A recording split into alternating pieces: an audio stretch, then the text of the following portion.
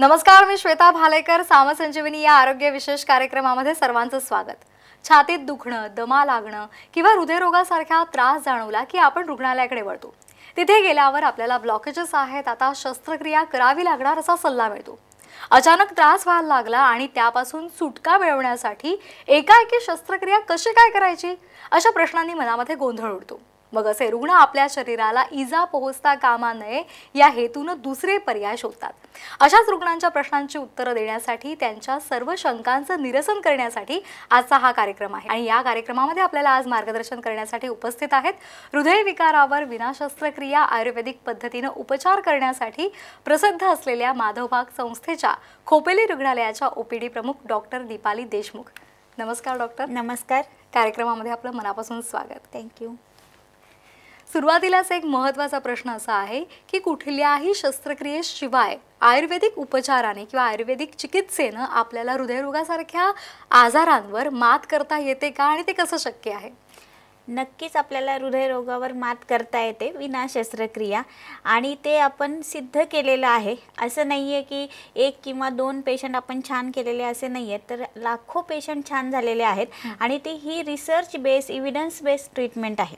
आता हृदयरोग, ब्लॉकेजेस म्हणजे काय हे आपण थोडं नीट जाणून घेऊयात.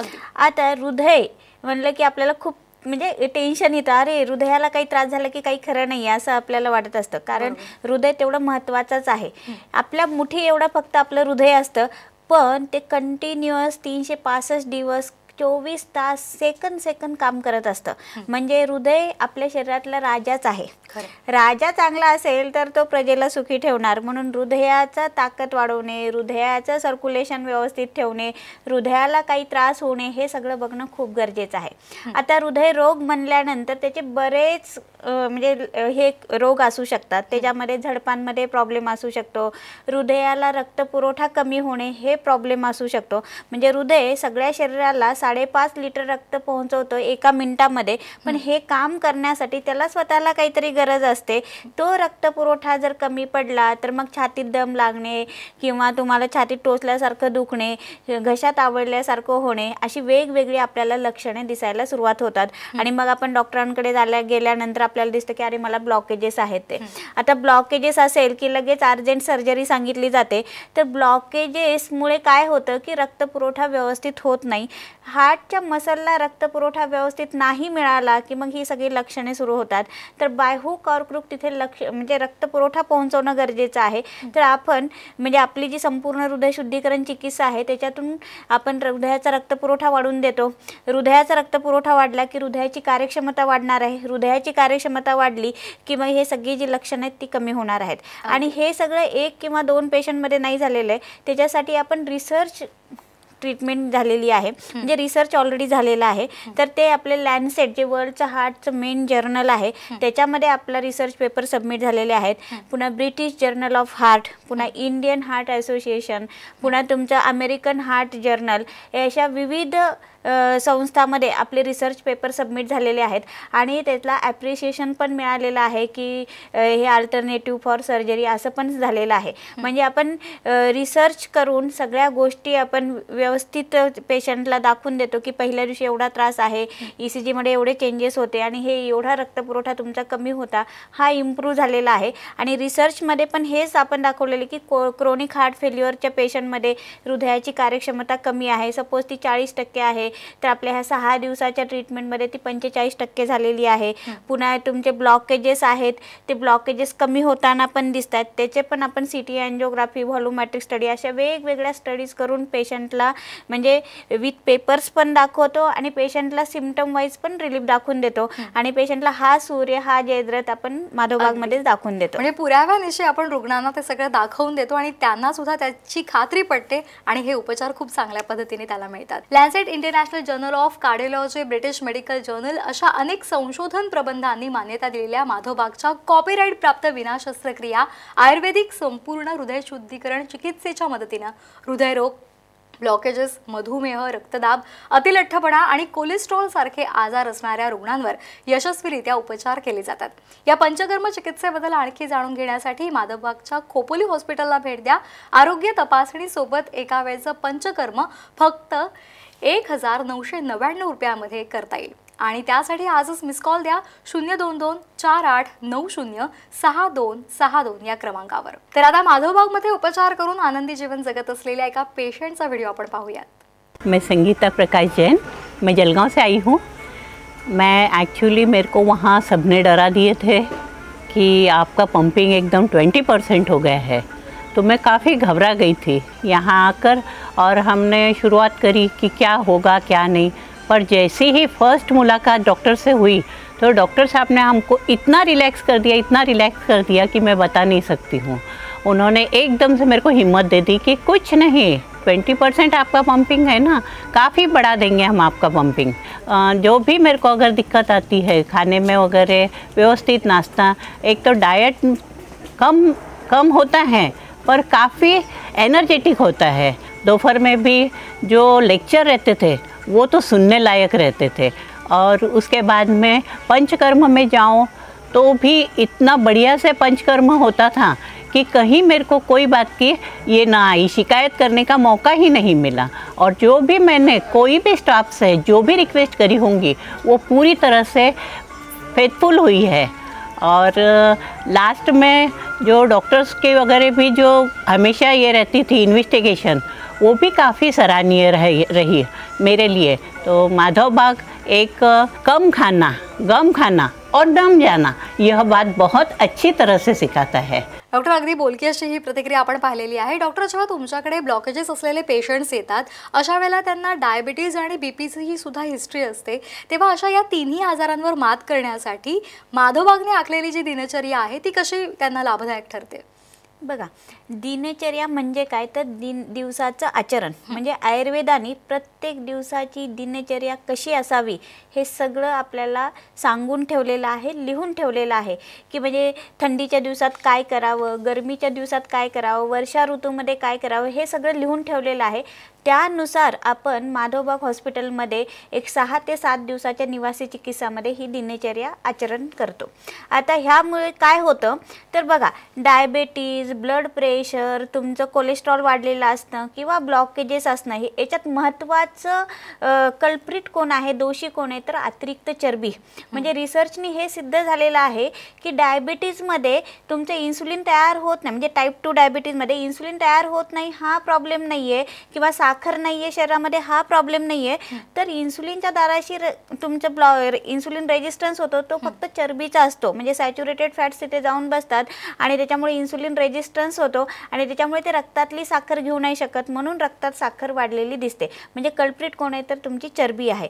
आता वजन वाढतं म्हणजे काय तर अतिरिक्त चरबी वाढते। आता चरबी वाढली की शरीराला काय, जेव्हा उंचीनुसार वजन असतं ना तेव्हा हृदयाला 5.5 लिटरचं रक्त पोहोचावं लागतं, पण जेव्हा वजन वाढतं तेव्हा त्याला जास्त काम करावं लागतं। जास्त काम केलं की ते थकणारच आणि मग दम लागणे ह्या सगळ्या गोष्टी होणार। तसंच ब्लड प्रेशरचा पण रिसर्च हाच आहे की 1 किलोनी वजन वाढलं की 1 mmनी बीपी वाढते। जर आपण 1 किलोनी वजन कमी केलं की 1 mmनी बीपी कमी होणार आहे। म्हणजे हे तिन्हीचे रिसर्चमध्ये असं दिसून आलेलं आहे की कल्प्रिट कोण आहे तर चरबी आहे। तर ही चरबीच कमी करण्यासाठी, हे जे डिटॉक्सिफिकेशन होण्यासाठी दिवसाचं आचरण इज व्हेरी इम्पॉर्टंट। म्हणजे बघा, आपण म्हणतो ना सूर्याप्रमाणे वागावे, तर सूर्याप्रमाणे वागणं खूपच महत्त्वाचं आहे। आता ही बदलती जीवनशैली असल्यामुळे आपण वेळी अवेळी खातोय, चुकीची जीवनशैली करतोय, उशिरा झोपणे, उशिरा उठणे, ह्या सगळ्यामुळे अतिरिक्त आपण जे काही खातोय ते सगळं तुमचं फॅटमध्ये डिपॉझिट होतंय। म्हणजे आपल्याला वाटतं की आपलं पोट भरलेलं आहे, पण त्याचं जे कन्व्हर्जन व्हायला हवं की तुमचं रस, रक्त, मांस, मेद हे सगळं तयार व्हायला पाहिजे, ते कन्व्हर्जन न होता डायरेक्ट फॅटमध्ये कन्व्हर्जन होताना दिसतंय। आणि आपल्याला असं दिसतंय की ह्या बैठी जीवनशैलीमुळे की आपल्या अचानक वजन वाढताना दिसतंय। तर हे वजन कमी होणं खूप गरजेचं आहे, त्याच्यासाठी सूर्याप्रमाणे वागणं खूप गरजेचं आहे। आता सूर्याप्रमाणे वागणं म्हणजे काय तर जसं सूर्य माथ्यावर येतो तो वेळ असतो 12 ते 1:30च्या दरम्यान, त्यावेळेस आपले जे काही पाचक स्राव आहेत, बाईल सिक्रिशन, त्यावेळेसच स्रवत असतात। हा रिसर्च ऑलरेडी झालेला आहे। त्यावेळेस आपण पोटात काहीही अन्न टाकले की त्याचं छान पचन होतं, म्हणून दुपारचं जेवण 12 ते 1:30च्या दरम्यान तुमचं झालं पाहिजे। आणि जसं सूर्यास्त होतो तसं अग्नी कमी होतो, तसं आपल्या शरीरातला पण अग्नी कमी होतो, त्याच्यामुळे रात्रीचं जेवण लवकर। मग मला बरेच जण सांगतात, अहो आम्ही येतोच ऑफिसवरून 8 वाजता आणि जेवणार कसे लवकर, लवकर. तर जेव्हा तुम्ही उशिरा जेवत असाल तेव्हा कमी खा, हलकं खा आणि थोड्या प्रमाणात खा. म्हणजेच जे काही डायजेशनसाठी आपल्याला अग्नी लागतो तो संध्याकाळच्या वेळेस, रात्रीच्या वेळेस नसतो. आणि मोस्टली आत्ता काय होतं की आपण दिवसभर भरपूर ऑफिसमध्ये बिझी असतो, त्याच्यामुळे आपलं खाणं कमी होतं, पण रात्री जाऊन एकदम आपण सागर संगीत सगळं जेवण करतो आणि खाऊन झोपी जातो. त्याच्यामुळे त्याचं पचन होत नाही आणि पचन नाही झालं की पुन्हा हे अतिरिक्त चरबी आणि हे सगळे दुष्टचक्र चालू राहतं. म्हणून सूर्याप्रमाणे वागणं खूप गरजेचं आहे. त्यासाठीच माधवबागची दिनचर्या इज व्हेरी इम्पॉर्टंट की आपण सकाळी 4:30 ते रात्री 8:30 असा पेशंटचा दिवस असतो. त्याच्यामध्ये दंतधावन, नस्य, अंजन, कवल, गंडूश असे वेगवेगळे डिटॉक्झिफिकेशनच्या सकाळच्या क्रिया केल्या जातात. त्याच्यानंतर आपल्याला वॉकिंग, योगा, प्राणायाम, मेडिटेशन पेशंटला शिकवलं जातं, करून घेतलं जातं. मग छोटा नाश्ता असतो, जसं आत्ताच काकूनी सांगितलं की डेलिशियस असतो, कमी प्रमाणात असतो, पण जे एनर्जी त्याच्यातून हवी आहे, विटॅमिन्स, मिनरल्स, प्रोटीन्स सगळं मिळतं, फक्त कार्बोहायड्रेटचं प्रमाण कमी असतं, ते आपण देतो. त्याच्यानंतर 2 वेळा दिवसभरातून पंचकर्म होतं, जी आपली मेन ट्रीटमेंट आहे, संपूर्ण हृदय शुद्धीकरण. आणि दुपारी झोपू नये म्हणून लेक्चर ठेवले जातात की सूर्याप्रमाणे वागण्यासाठी, की जर खरंच आपल्याला दुपारी विश्रांतीची गरज असली असती तर थोडा अंधार झाला असता. म्हणजे सांगायचा उद्देश की दिवसभर आपल्याला कामासाठी दिलेला आहे आणि रात्र आपल्याला विश्रांतीसाठी दिलेली आहे. म्हणून दुपारी झोपू नये म्हणून लेक्चर आहेत. पुन्हा वेळेवर खाणं, त्याच्यासाठी 7-7:30 वाजता जेवण, आणि काय खायचे, किती प्रमाणात खायचं हे सगळं आपण ठरवून देतो. आणि प्रॉपर सगळी ही दिनचर्या फॉलो केल्यामुळे पेशंटला पहिल्या दिवशी दम लागतोय, रेस्टलेस होतोय, घबराट होतोय, रक्तपुरवठा हृदयाला कमी होतोय, तर शेवटच्या दिवशी ते व्यवस्थित चांगल्या प्रकारे चालू शकतात, काहीही त्रास न होता, फक्त त्यांची जीवनशैली चेंज केल्यामुळे. म्हणून इट इज लाईफस्टाईल डिसऑर्डर, ज्या काही डायबिटीज म्हणा, ब्लड प्रेशर म्हणा, ओबेसिटी, तर तेच आपण रिव्हर्स करून ठेवलं तर नक्कीच आपण ह्या डिसीजेस पासून मुक्त होऊ शकतो. अगदी. माधवबाग खोपोली हॉस्पिटल हे हार्ट डिसीज सारख्या गंभीर आजारांवर कोणत्याही सर्जरीशिवाय आणि आधुनिक प्रगत तंत्रज्ञानाच्या मदतीने उपचार करणारं जगातलं पहिलं निवासी हॉस्पिटल आहे. इथे केवळ 7 दिवसातच हृदयासंबंधित आजारांवर मात केली जाते. तुम्हालाही या आजारातून मुक्त व्हायचं असेल तर आजच माधवबागच्या तज्ज्ञांशी बोला आणि त्यासाठी फक्त या क्रमांकावर मिस कॉल द्या. क्रमांक आहे 02248906262. कार्यक्रमामध्ये वेळ झाल्या छोट्याशा विश्रांतीची. पाहत रहा सामसंजीवनी.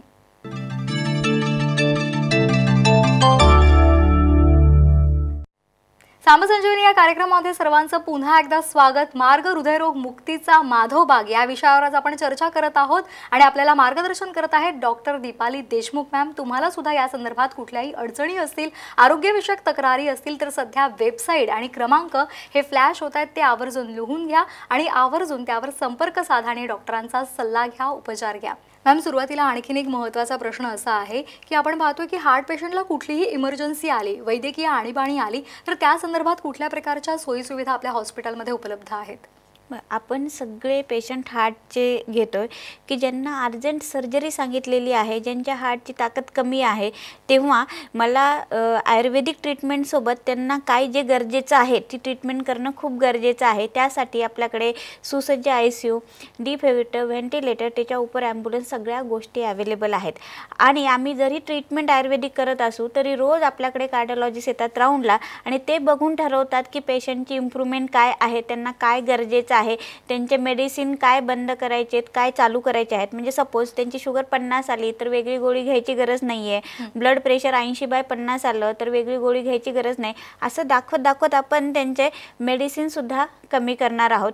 म्हणजे आपल्याकडे बाय हुक और क्रूक हे पेशंट व्यवस्थित होणं खूप गरजेचं आहे. त्यामुळे जे गरजेच्या गोष्टी आहेत त्या नक्कीच मिळतील, कारण आपलं हॉस्पिटल जे आहे ते मल्टीडिसिप्लिनरी आहे. कारण मला 7 दिवसामध्ये पेशंटला इम्प्रूव्हमेंट दाखवायची आहे आणि त्यांना जे गरजेचं आहे ते नक्कीच आपण देणार आहोत. पण मोस्टली आपली जी ट्रीटमेंट आहे ती संपूर्ण हृदय शुद्धीकरण ही पंचकर्माची ट्रीटमेंट आहे. त्याच्यानीच आपण कोलॅटरल फॉर्मेशन करून हार्टचं ब्लड सप्लाय वाढवतो आणि काही गरजेचं असेल तर मग आपली ॲलोपॅथीची ट्रीटमेंट होते. अगदी माधवबाग खोपोली हॉस्पिटलच्या निवासी चिकित्सेदरम्यान हार्ट रुग्णांना काही इमर्जन्सी आल्यास ॲडव्हान्स अशा तपासण्या, ICU, ॲम्ब्युलन्स व्हॅन तसंच 10 वर्षांहून अधिक अनुभव असलेली 20हून अधिक एक्सपर्ट्स डॉक्टरांची टीम सुद्धा उपलब्ध आहे. हॉस्पिटलपर्यंत कसं पोहोचता येईल हे जाणून घेण्यासाठी मिस कॉल द्या 02248906262 या क्रमांकावर. मॅम, आपण पुढच्या प्रश्नाकडे वळणार आहोत. आपण जेव्हा पाहतो की एखाद्या व्यक्तीचं हृदय कमजोर असेल तर ते आपल्याकडे येतं आणि त्याच्यामध्ये मग आपली SHS ही जी चिकित्सा आहे ती प्रभावी आहे, तर ती कशा पद्धतीने काम करते आणि त्यानंतर त्याचं हृदय हे सशक्त झालंय हे आपण कसं पटवून देता? ओके, बघा, नॉर्मली आपल्या सगळ्यांचं हृदय 50 ते 60% काम करतं. कोणाचंच हृदय 100% काम करत नाही. त्यामुळे 50 ते 60% हे नॉर्मल आहे. त्यावेळेस जेव्हा हृदयाला हार्ट अटॅक येतो किंवा हृदयाची कार्यक्षमता कमी होते, तेव्हा ते हृदयाचं जो इजेक्शन फ्रॅक्शन जे आपण म्हणतो तो 20% होतो किंवा 30%, 35% असे रुग्ण आपल्याकडे ॲडमिट होतात. आता ह्यामध्ये काय आहे की हृदयाची कार्यक्षमता कमी झाल्यामुळे की हृदय व्यवस्थित काम नाही करू शकत, म्हणून हृदयाचं काम काय, अशुद्ध रक्तपुरवठा घेणे आणि शुद्ध रक्तपुरवठा सगळ्या शरीराला पोहोचवणे. तर हे अशुद्ध रक्तपुरवठा खेचण्याची त्याच्याकडे ताकद नसल्यामुळे की आपल्याला पायावर सूज दिसणे, पोटात पाणी साठणे, छातीत पाणी साठल्यासारखं होणे किंवा दम लागणे, रेस्टलेस होणे ही सगळी लक्षणे दिसतात. तर ह्यासाठी संपूर्ण हृदय शुद्धीकरण जी आपली SHS ट्रीटमेंट आहे ही खूप महत्त्वाचा रोल प्ले करते. आता ह्या संपूर्ण हृदय शुद्धीकरणमध्ये स्नेहन, स्वेदन, हृदयधारा, बस्ती अशी आपली ट्रीटमेंट असते. याच्याने काय होतं तर पेरिफेरल रेजिस्टन्स कमी होऊन व्हीनस रिटर्न वाढवला जातो, म्हणजे जास्तीत रक्ताचा पुरवठा हृदयाकडे करून दिला जातो. जास्तीत रक्ताचा पुरवठा झालेला आहे, पुढे अडथळा आहे, हे रक्त पुढेही नाही जाऊ शकत आणि मागेही, तर ते नवीन नवीन सगळे मार्ग काढतं. हे नवीन नवीन मार्ग म्हणजेच न्यू कोलॅटरल फॉर्मेशन. आणि एकदा हृदयाचा रक्तपुरवठा वाढला की हृदयाची ताकद वाढणार आहे. बघा, सपोज एका माणसाकडून आपण भरपूर काम करून घेतलं आणि त्याला त्याचा पगारच दिला नाही, तर तो चांगलं काम करेल का? तर नक्कीच नाही करणार आहे. पण सेम ॲज इट इज आपण हृदयाकडून जर काम करून घेतो आणि त्याला त्याचा पगार काय आहे तर रक्त आहे, ते त्याला नाही मिळालं की मग आपल्याला ही हृदयाची कार्यक्षमता कमी झालेली दिसते. हा रक्तपुरवठा त्याचा वाढला की ही कार्यक्षमता पण वाढणार आहे. आणि त्यामध्ये आपण 2D echo GLS global longitudinal strain ही ॲडव्हान्स 2D इको मधली टेस्ट आहे. त्यामध्ये पिक्चरमध्ये कुठल्या भागाला रक्तपुरवठा कमी होतोय, हृदयाच्या मांसपेशीची ताकद किती आहे हे आपल्याला दिसून येतं. ती पहिल्या दिवशी आपण टेस्ट करतो, पुन्हा शेवटच्या दिवशी करतो, पुन्हा 3 महिन्यानंतर करतो. तर तोही आपला रिसर्च पेपर लॅन्सेट जर्नलमध्ये प्रसिद्ध झालेला आहे. तर त्याच्यामध्ये पण आपल्या क्रोनिक हार्ट फेल्युअरमध्ये हृदयाची कार्यक्षमता जवळजवळ 5नी वाढलेली आपल्याला दिसून आलेली आहे सगळ्याच पेशंटमध्ये. आणि हा GLS जो ॲडव्हान्स टेस्ट आहे त्याच्यामध्ये -1.5ने आपल्याला इम्प्रूव्हमेंट होताना दिसते. म्हणजे हा GLS स्कोर जो आहे ना तो -18 नॉर्मल पाहिजे. ज्यांचा तो -7 आहे, -8 आहे, म्हणजे हृदयाची कार्यक्षमता कमी आहे, तो 6 दिवसामध्ये -10, -12 पर्यंत गेलेला आहे असं आपल्याला दिसून आलेलं आहे. आपल्या अशाच एका रुग्णाचं आपण मनोगत पाहूयात. माझं नाव सखाराम यादव पवार, राहणार मी नाशिक जिल्हा, मालेगाव तालुका, गाव शेंदोर्णी. मला 2013 पासून हार्टचा आजार आहे. मग दवाखान्यात मालेगाव येथे ॲडमिट झालो, परंतु तिथे बरं वाटत नव्हतं, म्हणून माझा मुलगा पुण्यात राहतो, त्याने माधवबागविषयी माहिती काढली आणि त्याप्रमाणे इथं मी आलो. ॲडमिशन घेतल्यानंतर इथं जे मी पाहिलं निसर्ग वगैरे आणि पहिल्यापासून जी ट्रीटमेंट दिली त्यांनी ती फारच वेगळी वाटली. पहिल्या वेळेस जे 6 मिनिट चाललो त्याच्यात दम भरून आला, छातीत कळ आली. परंतु नंतर 2-3 वेळेस टेस्ट घेतल्या, पंचकर्म मला आधी माहीत नव्हतं. येथे जे उपचार मी घेतले त्याचा परिणाम मला प्रॉम्प्ट दिसून आले. माधवबागबद्दल बोलायचं झालं तर माधवबाग म्हणजे जीवनधारा आहे, जीवनशैली वाढवण्याचं एक प्रवाह आहे. निसर्गरम्य वातावरणात तो प्रवाह कसा वाढवायचा या ठिकाणी येऊन अनुभवावा.